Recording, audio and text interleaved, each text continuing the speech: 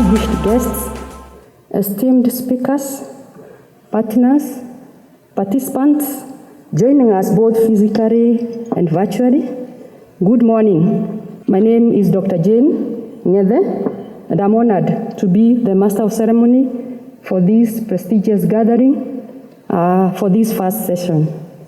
Welcome to the 24th International Conference on Higher Education in Africa and the 4th Higher Education Forum for Africa, Asia, and Latin America Symposium. This year's theme is Equitable Partnerships in Higher Education to Advancing Strategies or as Drivers for Sustainable Development. And this theme is quite powerful and timely. What does it remind us of? It reminds us that progress is not achieved in isolation, but through collaboration, inclusion, shared responsibility across regions and institutions. We are privileged to have distinguished representatives from the African Union Commission, partner institutions, keynote speakers, delegates from Africa, Asia, Latin America. We are also having delegates from St. Mary's University, Ethiopia, International Network for Higher Education in Africa, Association of African Universities, Ghana, and Ministry of Education, Ethiopia, among others. Your presence here reflects shared commitment to advancing and shaping higher education. Today's program for this first session, for the whole day, we have the arrival and registration, which most of us have done, and you have your program with you. For those joining us online, you have the link. Kindly log in and stay logged in. We also have formal opening, which we are about to begin. We have keynote addresses, and we also have panel discussions to set the tone for the rest of the day. To formally open this session, I will invite Professor Saidou Madugu, who is the moderator of this session. My name is Professor Saidou Madugu. I'm the Director of Education, Science, Technology, and Innovation Department here at the African Union Commission. Bonjour, mesdames et messieurs, soyez les bienvenus à la Commission de l'Union africaine ici à Addis Abeba, le siège. Soyez chez vous. Vous êtes les bienvenus à cette 24e conférence internationale sur l'enseignement supérieur en Afrique et le 4e forum sur l'enseignement supérieur pour l'Afrique, l'Asie et l'Amérique latine, couplé au symposium sur les masterclass qui a démarré le lundi, mardi et qui va continuer le vendredi après les 2 jours de cette conférence. Distingués invités, Excellences, Mesdames et Messieurs, Excellences, Monsieur le commissaire chargé de l'éducation, de la science, de la technologie et de l'innovation de la Commission de l'Union africaine, Excellence Professeur Gaspard Banyankimbona, Excellence Monsieur le représentant du ministère en charge de l'éducation de l'Éthiopie, Excellence Monsieur le directeur exécutif de l'Académie mondiale des sciences, soyez les bienvenus à Addis Abeba. Excellence, Monsieur le secrétaire général de l'Association des universités africaines ou son représentant. Excellence, le représentant du réseau international de l'enseignement supérieur en Afrique. Chers professeurs, soyez les bienvenus. Excellence, Monsieur le Président de l'Université Sainte-Marie d'Addis Abeba, ici en Éthiopie, ou son représentant, Mesdames et Messieurs, distingués invités, tout protocole observé. J'ai l'honneur de modérer cette session officielle d'ouverture de cette 24e conférence dont le titre a été évoqué tout à l'heure. C'est un honneur pour moi donc de présider cette cérémonie dont le thème que nous avons décliné nous donne droit à des échanges et des partenariats équitables dans l'enseignement supérieur pour promouvoir des stratégies de développement durable. Cette thématique nous invite à concevoir des solutions adaptées aux problèmes du moment, notamment pour le continent africain. Ces solutions supposent que les connaissances que nous produisons transformeront les conditions de vie de nos populations. Mesdames et Messieurs, sans plus tarder, je veux procéder donc à l'invitation des différents intervenants. Nous avons deux séquences. Une première séquence destinée aux interventions. Il y aura 4 interventions. Et la deuxième séquence destinée à l'ouverture officielle de cette conférence où nous aurons 2 allocutions d'ouverture. Celle du directeur exécutif donc, de l'Académie mondiale des sciences et le discours officiel d'ouverture de son Excellence le commissaire en charge de l'éducation, de sciences, de technologie et de l'innovation de la Commission de l'Union africaine. Sur ce, j'ai le plaisir d'inviter le président de l'Université Sainte-Marie d'Addis Abeba ou son représentant pour son discours. Vous êtes le bienvenu. Good morning. Dear Your Excellency, Professor Gaspard Banyankimboa, Commissioner of Education, Science, Technology and Innovation of the African Union Commission.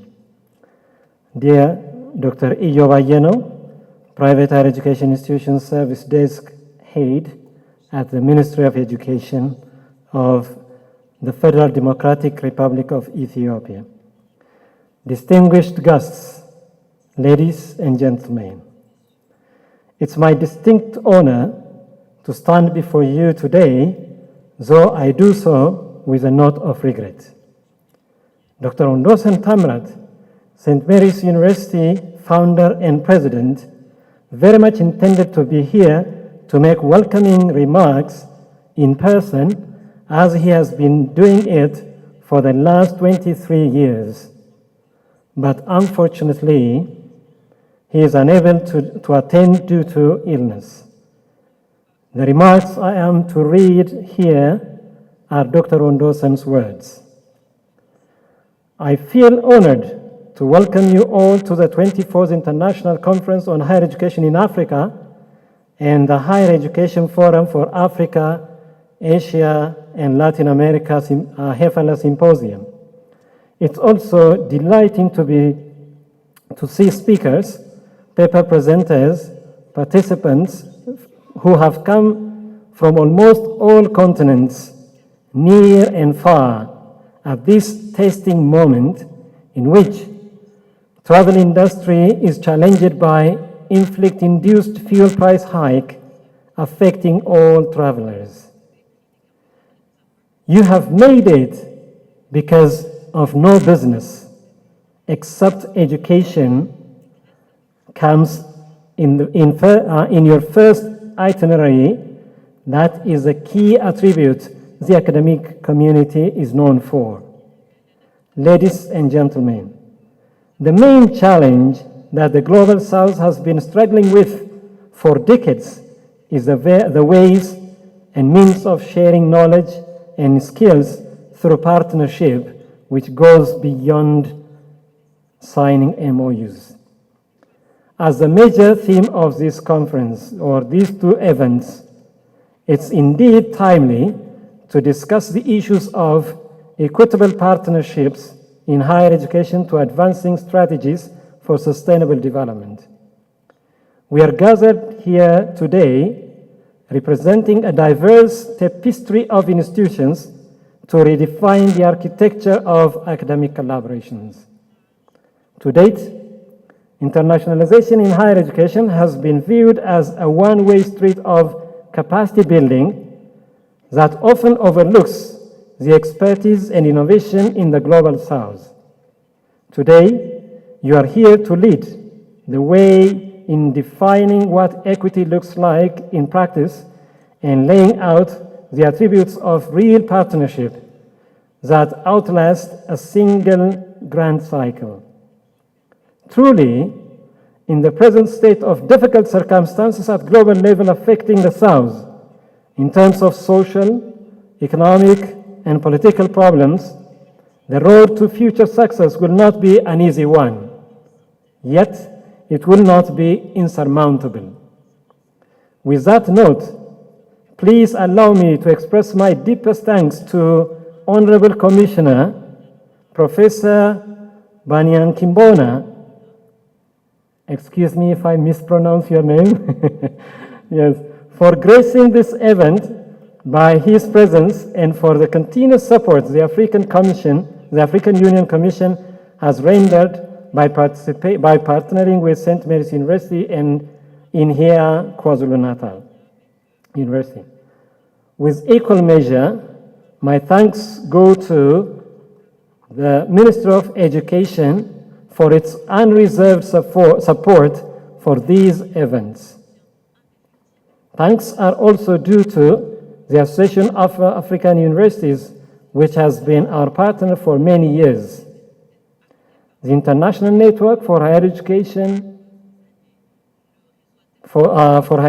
in Africa, housed at the University of KwaZulu-Natal and led by the distinguished scholar, Professor Dam Tautaferra, has been our key partner, whose contributions have been immense.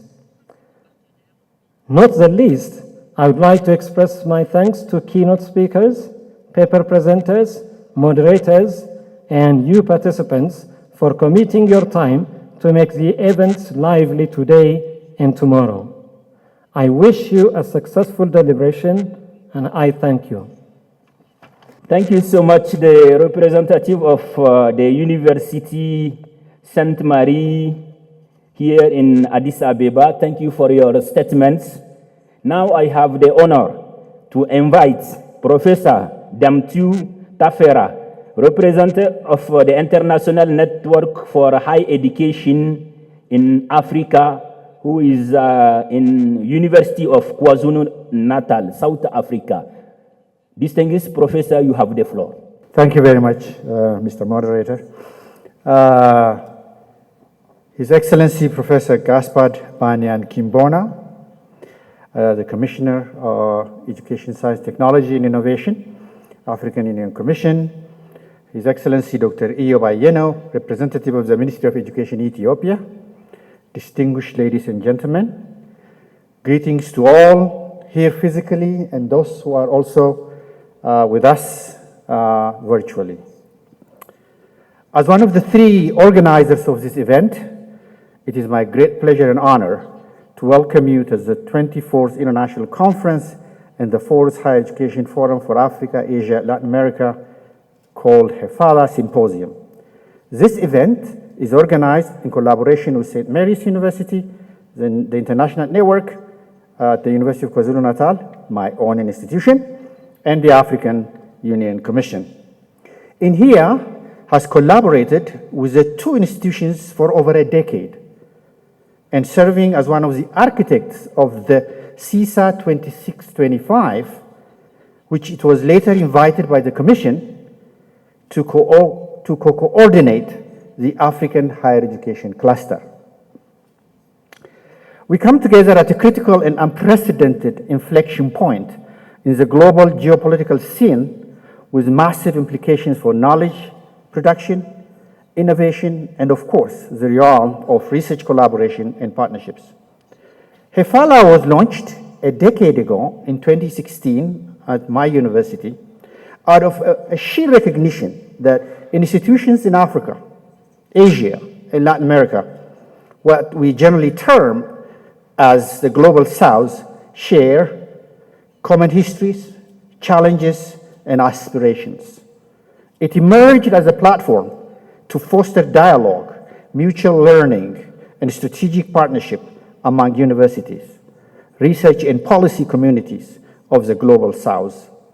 From its inception, HEFAALA has sought to amplify voices that are often underrepresented in global academic discourse, while promoting more balanced and inclusive forms of knowledge production to help shape discourses in higher education. HEFAALA is just one of the number of initiatives of the International Network for Higher Education in Africa. Others include publishing a Scopus-recognized, what they call Platinum Journal, International Journal of Africa and Higher Education. Equally importantly, the CISA 2625 Inspired Initiative, the African Higher Education Book Series, and the African Higher Education News, both in French and English, every month. Over the years, HEFAALA has convened a series of fora and dialogues on a wide array of higher education issues, such as internationalization, academic mobility, research capacity building, contributing to strengthening networks and enhancing conversations around South-South and South-South-North partnerships.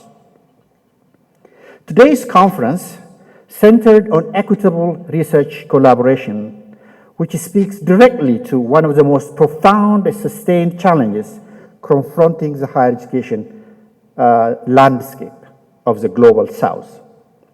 While international collaboration has expanded significantly, it remains characterized by persistent asymmetries in power, resources, and recognition. Too often, institutions in our regions participate in global research as junior partners, with limited influence over agenda setting, resource allocation, and knowledge ownership. This forum is intended to challenge these patterns and move beyond transactional partnerships toward relationships grounded in equity, reciprocity, shared benefit, and meaningful contributions. To be sure, equitable collaboration is not and should not be merely a moral aspiration. It is a pragmatic and critical necessity for producing knowledge that is relevant, impactful, and responsive to the complex challenges facing our societies. There are multiple packages in this year's program, which are packed in a 3-day master classes and 2-day conference and symposium weaved seamlessly together. The master classes featured a number of key issues aligned with the theme of the conference, equitable partnerships in higher education to advancing strategies for sustainable development.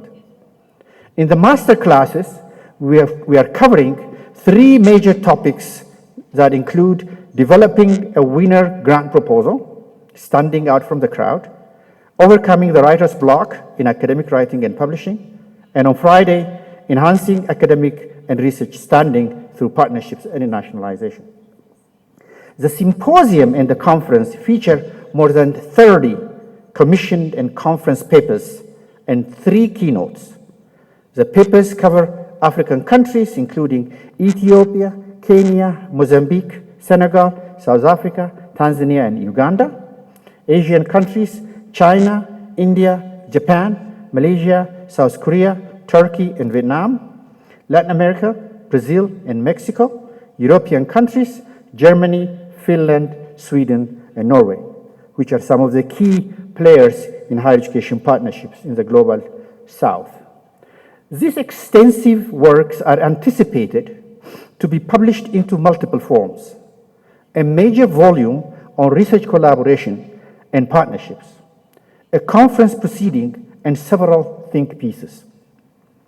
The volume may probably mark the first such extensive work on research collaboration in the world that navigates the issue by drawing practices, views, and perspectives from both the Global South and Global North. The keynotes include, as provided there, I'm not going to run into it in the interest of time. Then, as we engage in the discussions ahead, we wish to approach this theme with integrity, ambition, and courage, as we share experiences, question assumptions, and identify concrete strategies. This event is intended to provide unique platform to reimagine, advance, and advocate for a sustainable, equitable, mutual, and meaningful research collaboration, discourses, and paradigms, anchored in national and local contexts, yet responsive to global regimes and realities.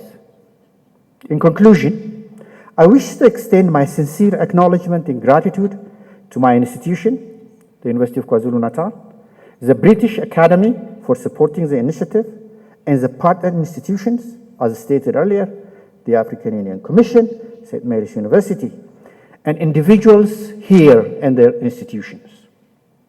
Of course, those also with us virtually. I wish to single out my earlier partners as we kicked off the project at the time.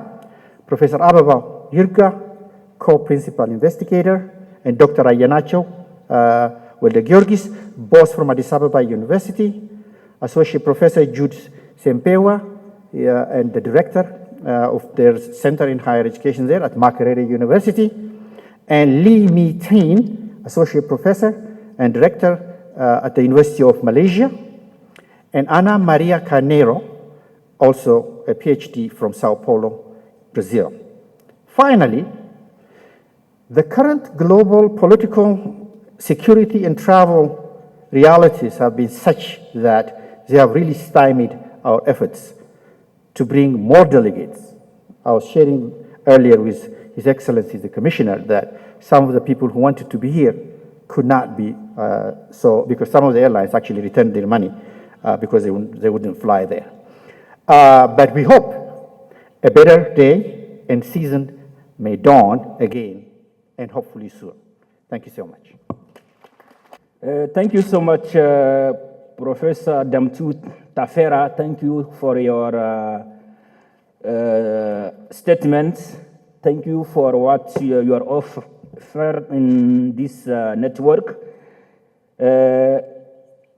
J'aimerais maintenant inviter le représentant de l'Association des universités africaines, EIU, le professeur Olusola ou son représentant s'ils sont en ligne.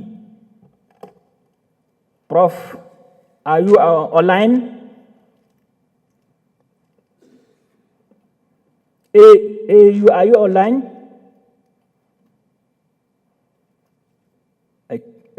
I think no.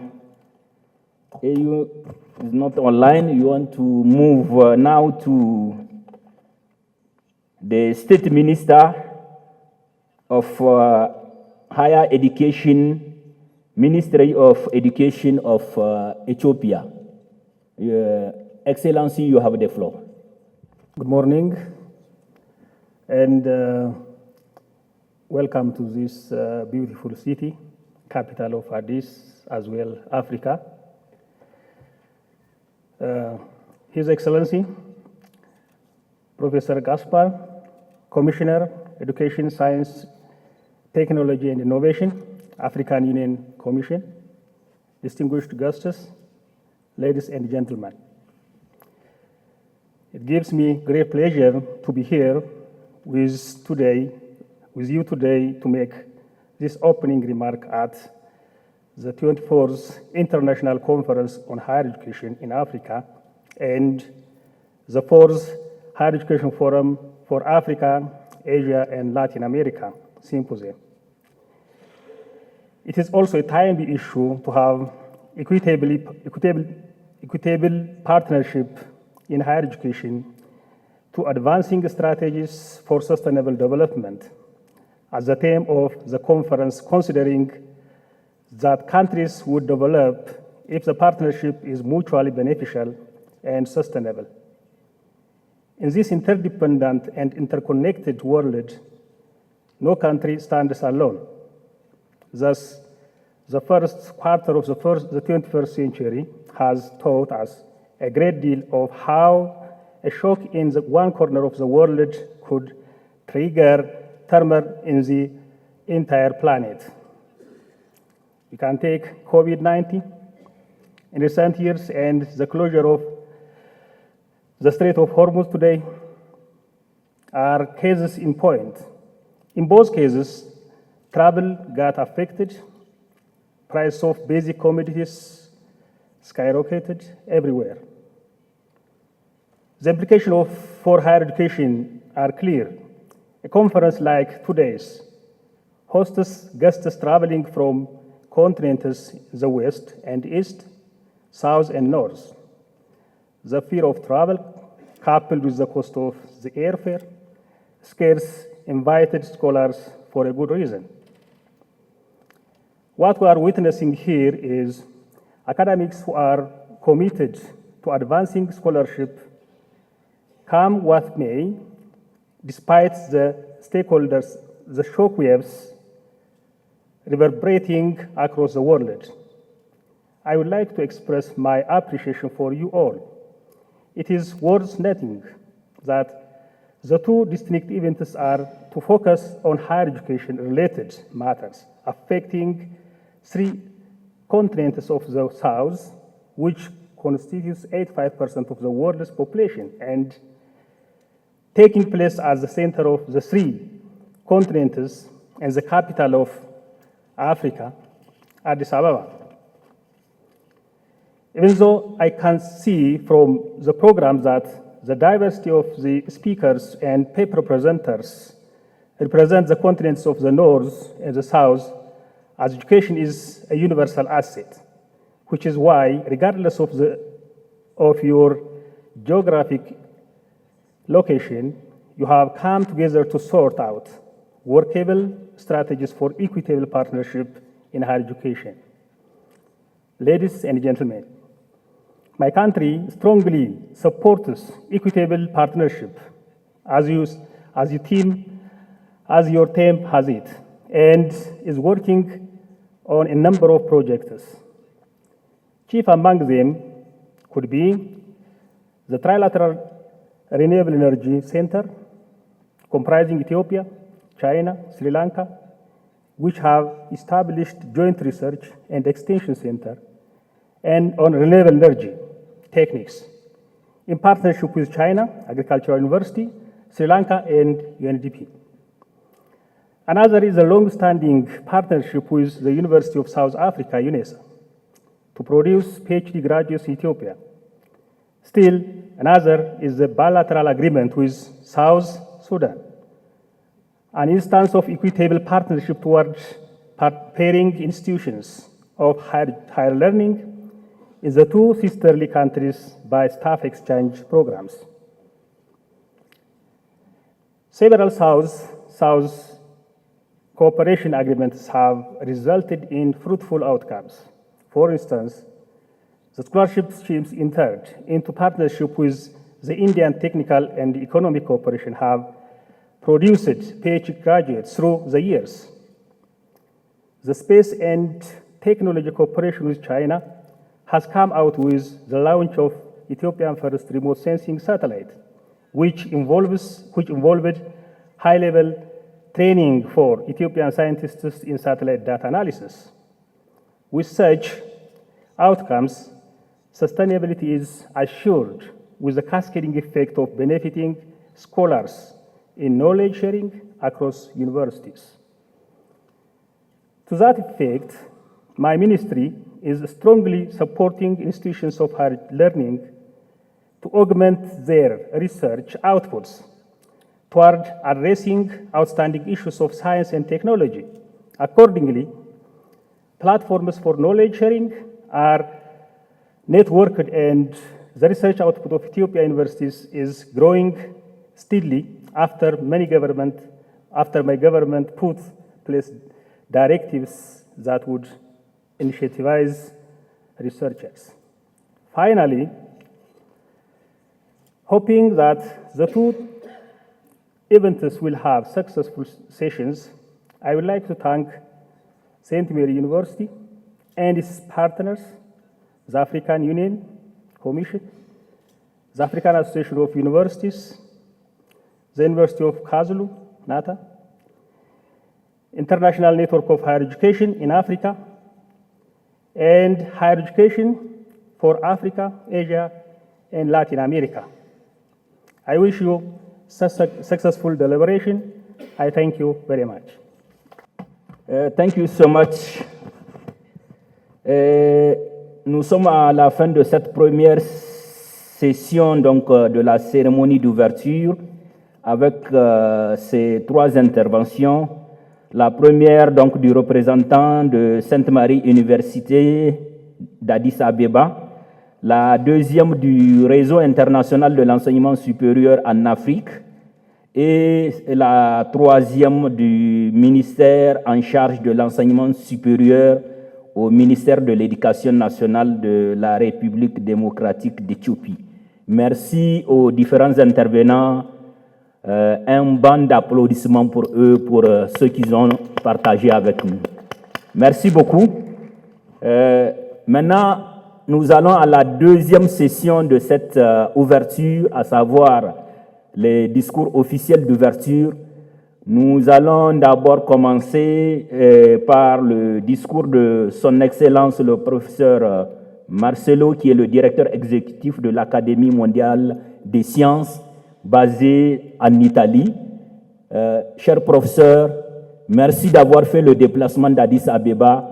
Merci pour le soutien pour l'enseignement supérieur qui est le fondement de l'éducation, celui qui forme les différents cadres des ministères en charge de l'éducation. Si vous êtes prêts, vous avez la parole pour votre intervention. You are welcome. Thank you very much. It's a pleasure to be here in this wonderful country. It's my first time here in Ethiopia. Thank you very much. I really enjoy. It's very similar to my home country, Brazil. I feel at home. So I really would like to say that it's my first time, but it's certainly not my last time. I will try to return here, but not to work, to visit around and to have more opportunities for visiting. So thank you very much for the opportunity to come. I went to the first HEFAALA meeting in Durban, and it's a wonderful opportunity and a possibility to talk and discuss many issues regarding the connection between science, technology, and education between the Global South. I prepared a presentation, if they can, but I will have to adapt. As you know, I am an academic, and I heard that I would give a lecture here. I prepared a presentation that could take from 5 minutes to 3 hours, so it depends. So now I know that we are a bit short on time. I will skip let's say half of the presentation, but I will share with you afterwards if you wish. I wanted to talk initially about, I will skip mostly half of my presentation, so I ask the colleague who, if I can move from here, yes, thank you, perfect, so that I can manage this issue easily. And please, if you tell me when 5 minutes are missing, I need 5 minutes, okay? Okay, so let me know. So the idea here was to show a little bit the problem that we have regarding the adaptation that we eventually have regarding our common goals. It was just mentioned about the war, but we have also the global warming, for example. This is a problem that we are facing everywhere in the world, and in fact, this is a picture of Brazil, Rio de Janeiro. We had arrived to 62.3 Celsius, and the beach was full. Nobody was taking care about the issue that we are facing, so everyone was happy, but they don't realize, or we don't realize, the problem that it is. We have, together with that, a lot of campaigns against science, against people denying that we are changing the climate, although the difficulties are there. So we have to deal with an issue that it was never faced before. We have to deal with fake news and deniers, and we have to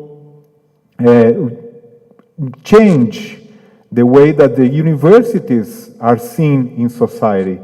The problem is that we can be a little bit, critical of ourselves as universities.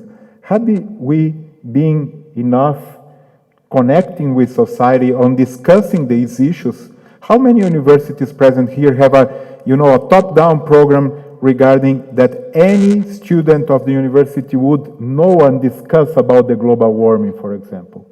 So we have to face these problems, and this is really, really important in terms of the issues that we are facing. We have also, as mentioned before, the political risks. We cannot take for granted that the universities will be supported around the world anymore. We have seen hundreds of issues around the world. Even in Latin America, in Europe now, there are countries closing the public universities, just to have an idea of the issue that we are facing. Of course, in the United States, we all know, but we have to face these political risks. And we are, in my opinion, failing somewhere as university, as a sector. This is a very interesting book by Professor Chris Brink. We can eventually respond, what are we good at? But if we ask our faculty members, we ask ourselves, what are universities good for? This question is more difficult to reply. And we should send this message to the whole society. So I will jump some of these things, and we as university sectors should change, should adapt, and should think about how to face these new challenges. I will try to skip now most of my presentations about the market labor that is changing, how universities face, and a fundamental problem or issue that we are facing about understanding how our students deal with the issues, but I will not have time to go into it. I am sorry, but I can afterwards share with you, as mentioned. We are teaching the same way that we were teaching many years ago, and there are many jobs that we have now that we didn't even know that they would exist, and they probably will not exist in 10 years. So we can and should adapt to this new situation. Sorry, this is sometimes... So I will try to go, because I have some very important part regarding the collaboration that I would like to focus on now. Sorry, this is... Can you move there? Okay, more. So this is, yes, that one is fine. This is what we have usually as university today, as we are doing now here, people listening, other ones in the knowledge, and we have undergraduate, graduate, and so on. And the universities should be much different. I could, as I mentioned before, I could talk here for 3-4 hours, no problem. If you invite me to your universities, I will be glad to go. But there are these issues that we should change in innovation, on the governance, on financing, on communication, on teaching, on technology, and so on. The university of the future is much more complex. We should talk about long life learning, contemporary issues, many complexities that we are not dealing with. What we here is the point of this conference. We have to strengthen the universities as a global hubs. Universities, in my opinion, must become nodes in a global network of scientific excellence.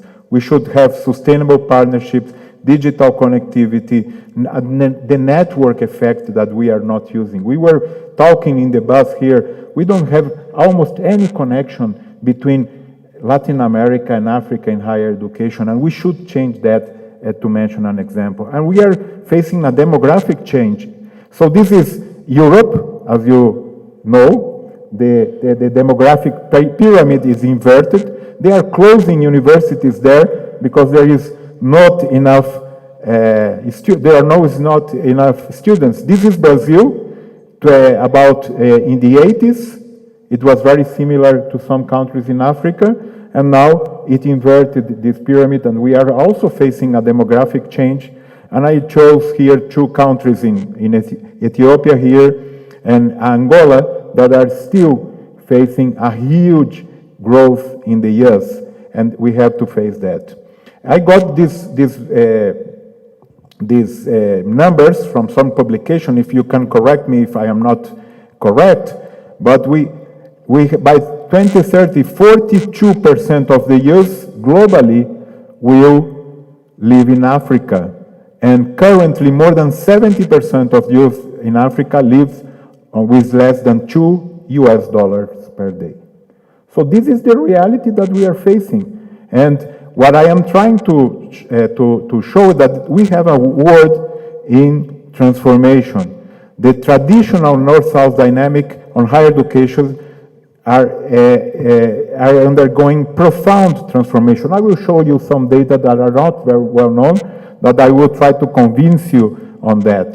And we have, as you know, as was already mentioned, pandemics, wars, climate change, global inequities. So these interconnected challenges require coordinated global action and scientific innovation, as well as local knowledge of the situation.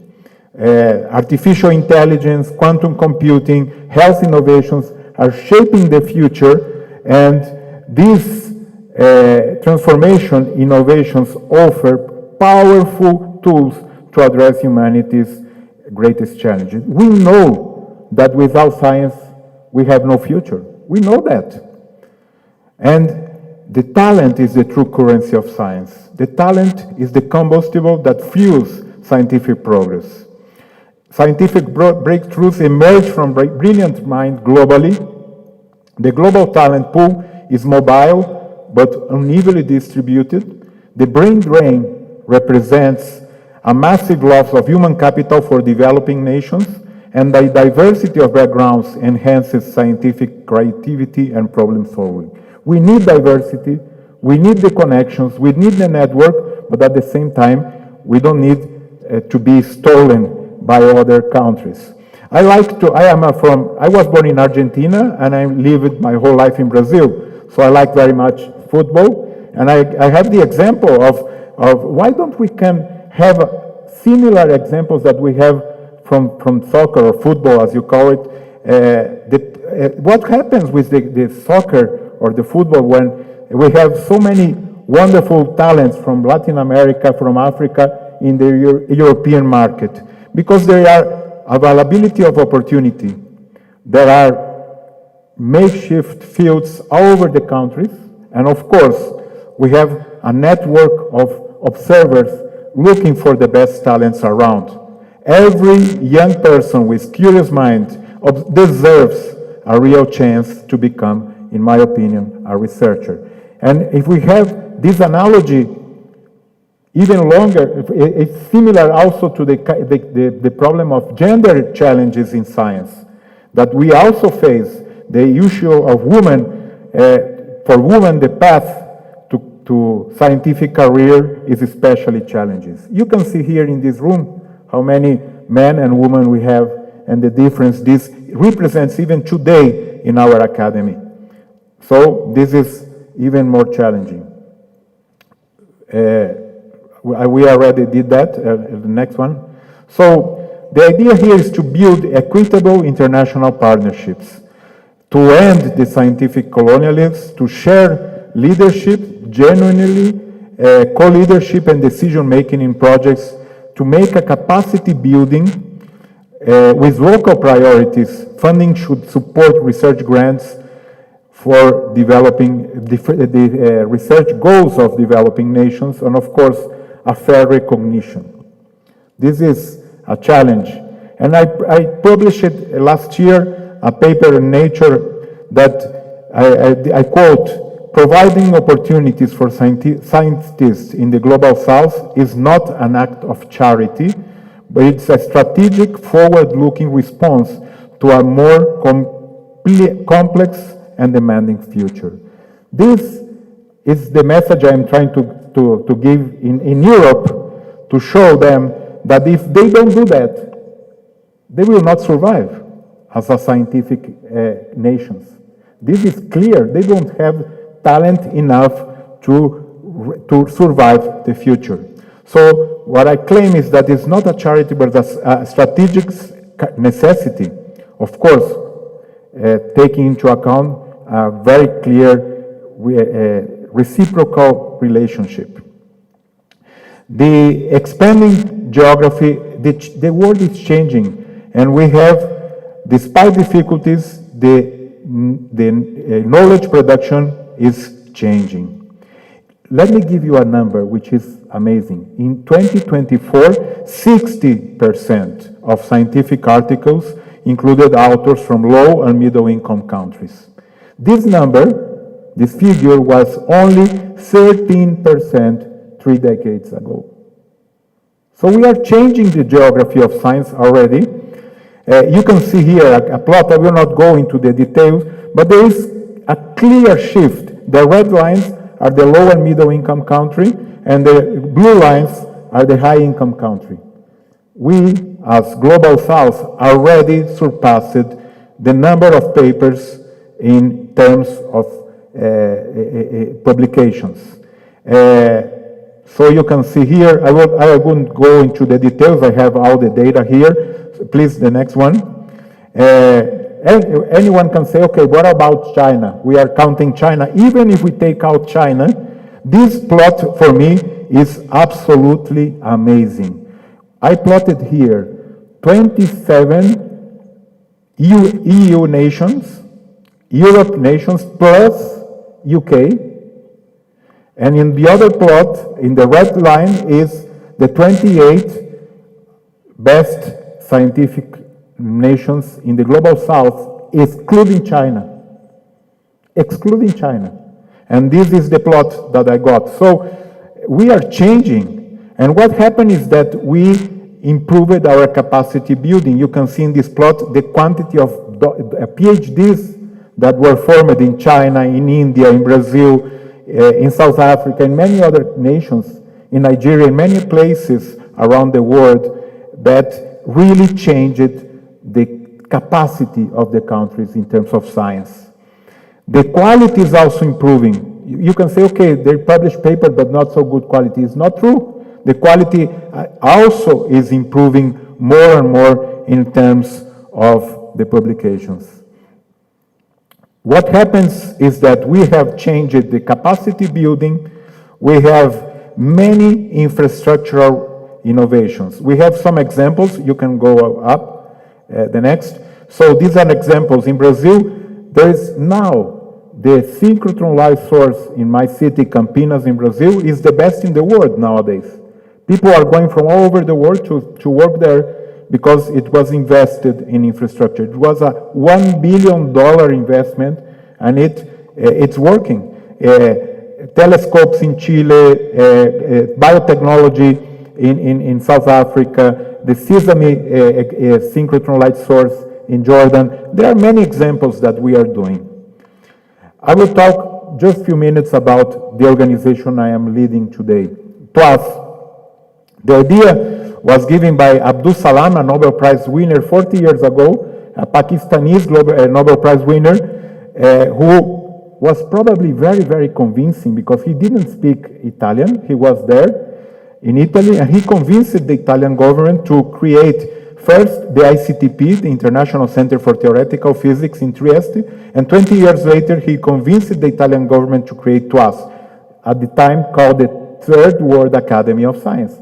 And not only that, he convinced the government to give a core funding and to give to put this in the law, Italian law. This is why we are still there. We are in Italy because it's in the law.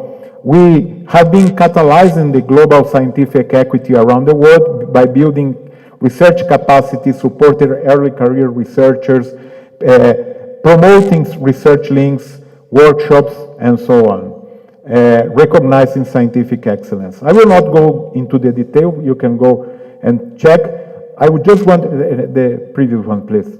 There is an open call, for example, now for transformative collaborative research in the Middle East and North Africa region, the MENA region. It's open. We are giving $60,000 grants for researchers in MENA region.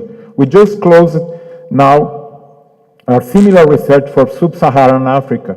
This is money that we got from the German government. So we are working to distribute and to enhance the capacity of science in the global south. Also, we have the Organization of Women in Science for Developing World, OST, which is uniting women scientists from developing world. If you don't know it, it's worth doing it. We have 16,000 women scientists from the global south in this organization that have different national chapters around the globe. And we are working also at the TWAS Secretariat with the Inter-Academy Partnership, a global network of 150 academies of science around the world. So this is what we do to try the next one.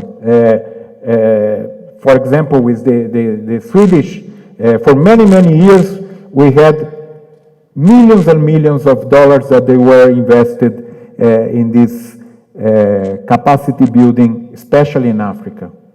The problem is that the geopolitical context is changing. Now, 2 months ago, I received a call from them that due to the change in the political priorities, they are cutting every single project with us, just because it's not a priority of the government anymore to invest in Africa or in the global south. So it was a wonderful and fantastic key partner, but we are facing a change in the geopolitical context. Next one, please. Let me finish again with the climate change. This is a project grant, for example, for gender equity in climate action. We gave women from least developed countries the opportunity to work on communities, scientists working on communities in order to face challenges by climate change, especially for women. And we have been working on this issue, which I think is one of the most challenging things of what we are facing today. So I think that we, as a higher education community, should work together, knowing more examples, good examples, working on issues that really face the humanity and communicate better in order to have a better future. So these are some papers I published about this. If you are interested, I would like to thank you very much again for your attention and for this kind invitation. Thank you very much. Thank you very much, Prof. Thank you for this presentation. Merci beaucoup. Merci pour la présentation et surtout pour nous avoir développé le rôle de l'université dans la société.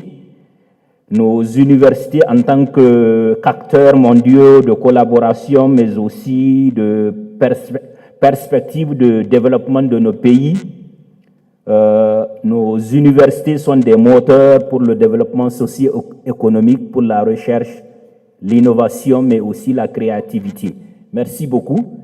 ce qui nous donne le courage d'aller vers la dernière intervention, celle du discours d'ouverture officiel de cette conférence, qui sera prononcé par son Excellence le commissaire en charge de l'éducation, de la science, de la technologie et de l'innovation, le professeur Gaspard Banyan Kimbona. Excellence, si vous êtes prêt, vous avez la parole. So, Your Excellency, the representative of the Minister, the State Minister of Education, Ethiopia, thank you very much for your support. The Vice President, St. Martha's University, Dr. Miss Kanal, I think I've got it. Thank you very much for leading this agenda. Professor Tefera, International Network for Higher Education, thank you so much for championing this. And by the way, welcome back home. Professor Marcelo, the Executive Director TWAS, thank you so much for traveling from far to be with us in this meeting and sharing that particular presentation. I was very much interested by your so many references to the University World News. I do follow the University World News.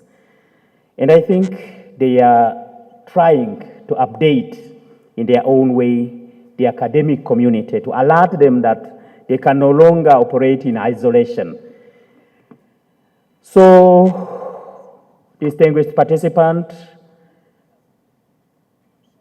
honorable vice chancellors, rectors in the room, representatives from regional economic community, development partners, friends of the African continent, ladies and gentlemen, all protocols observed, a very good morning to you.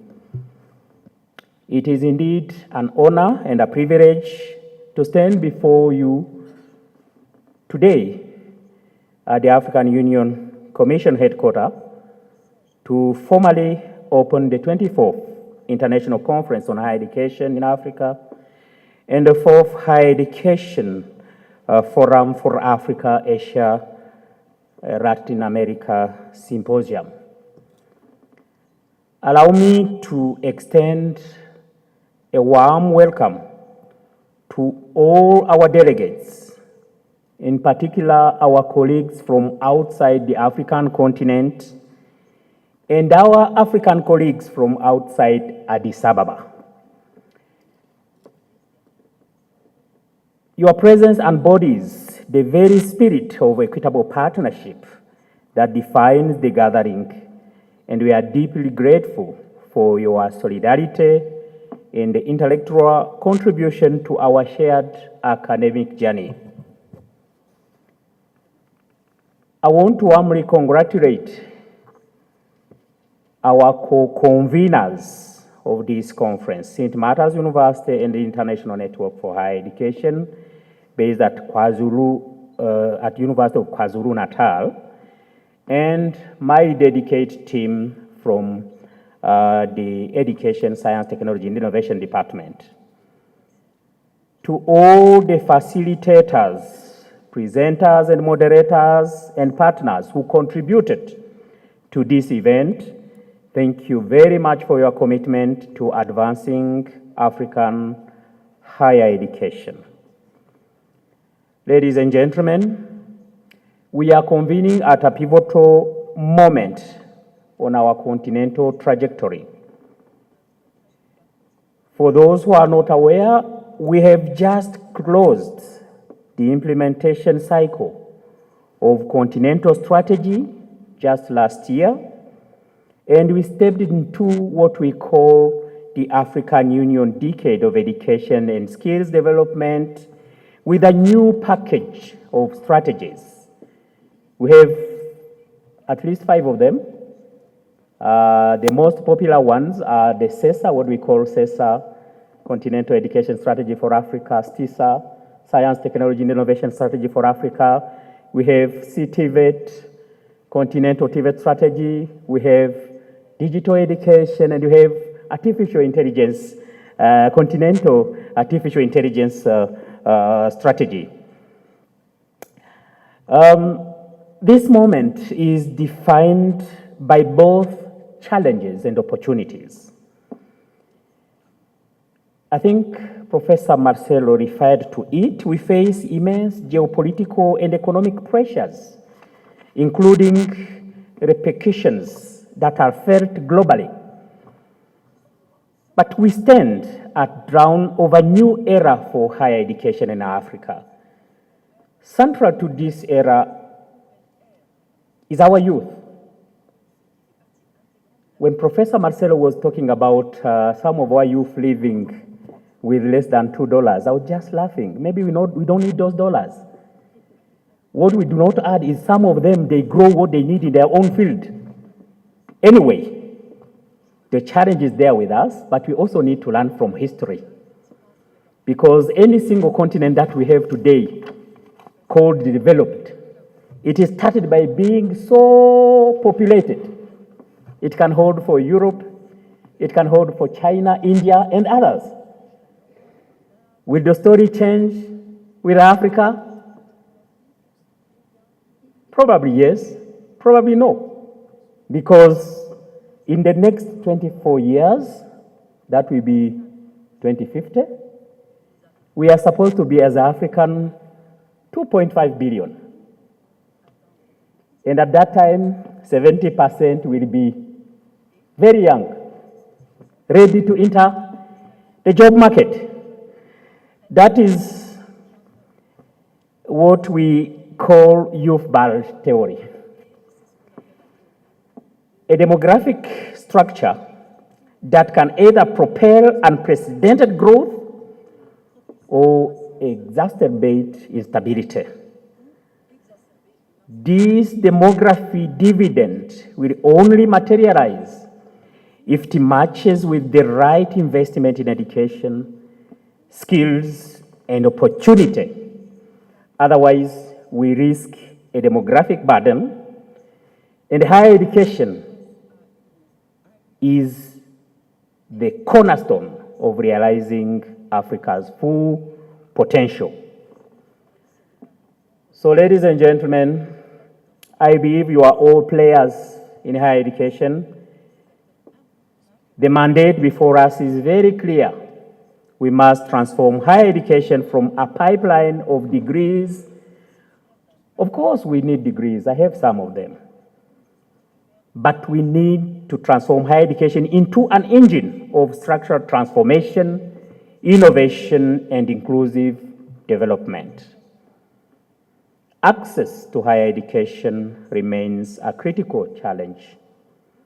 With an enrollment rate which is at 9% average in Africa, globally 42%, skills mismatch persists, especially in STEM areas.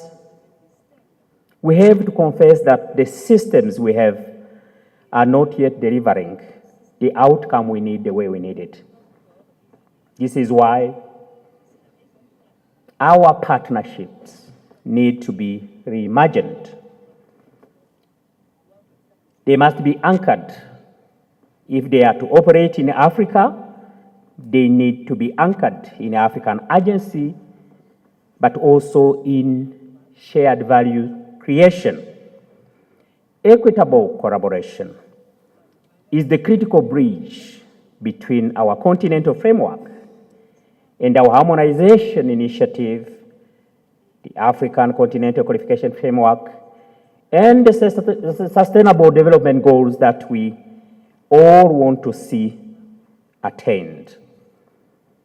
Working in silos has never yielded results.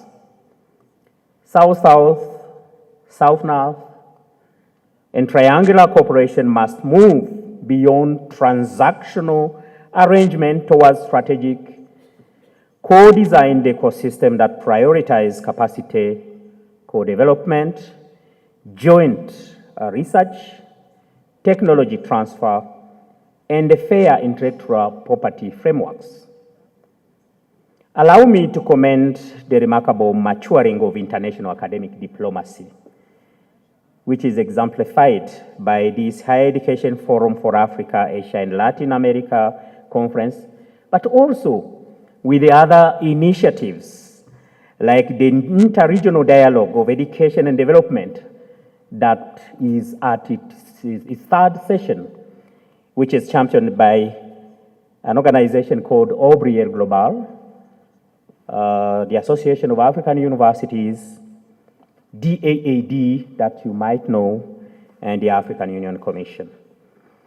The deliberate effort of having partners from across the globe reflect a profound evolution towards polycentric cooperation and transcends aid paradigms, championing instead mutual learning, epistemic pluralisms, and the co-creation of shared solution.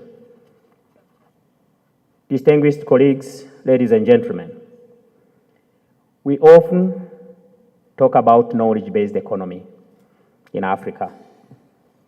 Yet Africa's contribution to the global research remains very low, 3% actually.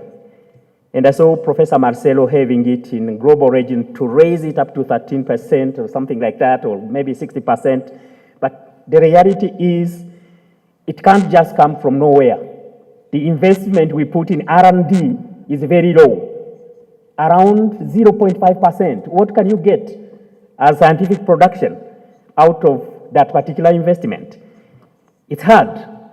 So we are still in the deliberate process of becoming a knowledge economy, and we expect academia, the knowledge community, to lead this transformation. Universities, therefore, must be the nervous system of our development journey, producing problem solvers, generating policy-relevant research, and driving innovation. Central to this transformation is the urgent need of operationalization of an inter-African academic collaborations framework. For us, we have it in our brain as a continental common higher education area. To full systems transformation, it requires to break down silos between higher education, TVET, institutions, research, and in industry to make a dynamic kind of node within broader ecosystem of skills and innovation. Ladies and gentlemen, though we still have challenges in terms of access to higher education and tertiary education, we need to think outside the box. The real measure of success lies in completion, relevant skills acquisition, and meaningful transition to employment and entrepreneurship. This calls to deep curriculum transformation, embedding digital literacy, green skills, entrepreneurship, critical thinking, and interdisciplinary approaches. Equally important is strengthening the link between knowledge production and societal impact. Too often, research remains disconnected from policy, industry, and community needs. We must create stronger incentives for applied research, strengthen centers of excellence. We have many on the African continent. Put them into network and deepen collaboration between universities, research institutions, and private sector, while protecting African innovation through robust intellectual property systems. Another critical dimension is talent. While mobility is valuable, it must evolve into brain circulation rather than brain drains. This means creating conditions that attract and retain talent while actively engaging the African diaspora as a strategic partner in knowledge exchange, investment, and innovation. As we pursue these ambitions, we must confront permanently the question of financing. Transformation at this scale cannot be achieved without sustained investment. There is an urgent need to increase public investment, diversify funding sources, engage private sector, and explore innovative financing mechanisms. Universities themselves must evolve from their traditional way of doing business towards more entrepreneurial and resilient models. Distinguished colleagues, the significance of this conference lies not only in the quality of dialogue that it will generate among ourselves, but in the actions it will catalyze. It must result into a clear and practical roadmap for implementing the priorities of the African Union Decade of Education.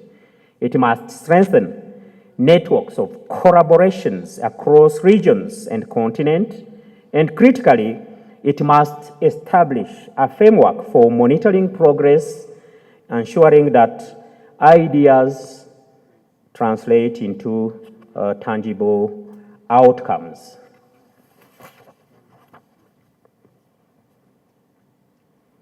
I can see some of you are tired of this long speech. It's you who wanted me to be here. So let me conclude. Let us remember that knowledge, when shared fairly and developed collaboratively, is the most renewable resource humanity possesses. So don't hunt about hydropower, just hunt about knowledge. It's renewable. It does not pollute the environment. As one of the Nobel laureate, Dr. Muhammad Abdul Salam, reminded us, science and higher education must know no borders. The equitable sharing of knowledge is the surest path to lifting all nations from marginalization. Anchoring to this, Dr. Mamfela Aleta Lamfele from South Africa affirmed that equitable partnership in higher education are not about charity. It was mentioned here. They are about justice, reciprocity, and the shared pursuit of human progress. So the African Union Decade of Education and Skills Development is, above all, a decade of delivery. History will not judge us by the strength of our frameworks, but the impact of our actions. Let this conference mark a turning point from aspiration to execution, from dialogue to delivery, and from commitment to measurable change. The African Union will continue to provide continental leadership, policy coherence, and strategic coordination, but success will depend on all of us, government, institutions, scholars, partners, and students working together with purpose and urgency. Together, we can build a higher education system that is integrated, innovative, inclusive, and impactful. A system that equips African people with the knowledge and skills to shape their own future. A system that delivers the realization of the Agenda 2063, the Africa we want, and position Africa as a leading force in the global knowledge economy. And with this, as per the request of the organizers, I declare the 24th International Conference on Higher Education in Africa and the 4th Higher Education Forum for Africa, Asia, and Latin America Symposium officially open. Thank you very much. Merci pour ce pertinent discours dans lequel vous nous avez rappelé que à l'Union africaine, nous sommes dans la décennie de l'éducation pour le développement des compétences 2025-2034, mais aussi nos différents outils et stratégies dans le domaine de l'éducation, à savoir la CESA, la stratégie continentale pour l'éducation en Afrique, la STISA, la stratégie pour la science, la technologie et l'innovation, mais aussi la stratégie pour l'enseignement et la formation technique et professionnelle, la CETIVET, et également la stratégie pour l'intelligence artificielle, sans oublier la stratégie pour l'éducation numérique. Dans cette intervention, vous avez réitéré que l'éducation d'une manière générale, mais aussi l'enseignement supérieur, sont donc le moteur du développement socio-économique du monde, en particulier de l'Afrique. Vous avez également rappelé le rôle moteur de l'université pour le développement, mais aussi pour l'innovation, sans oublier que la collaboration est essentielle pour toutes ces actions. Et vous avez fini par rappeler que l'Union africaine assurera son leadership pour notre développement socio-économique tel que prévu dans l'agenda 2063 de l'Union africaine. Merci, Excellence. Thank you so much. Des applaudissements pour nos différents intervenants. A round of applause for our different speakers for this ceremony. Now, to move to the next step, I want to invite the Master of Ceremony, Doctor. If you are ready, you have the floor. I think the next step is the group photo. But I think I have finished my mission. I want to give you your floor to give us the next step. Thank you so much. Thank you. Thank you, Prof.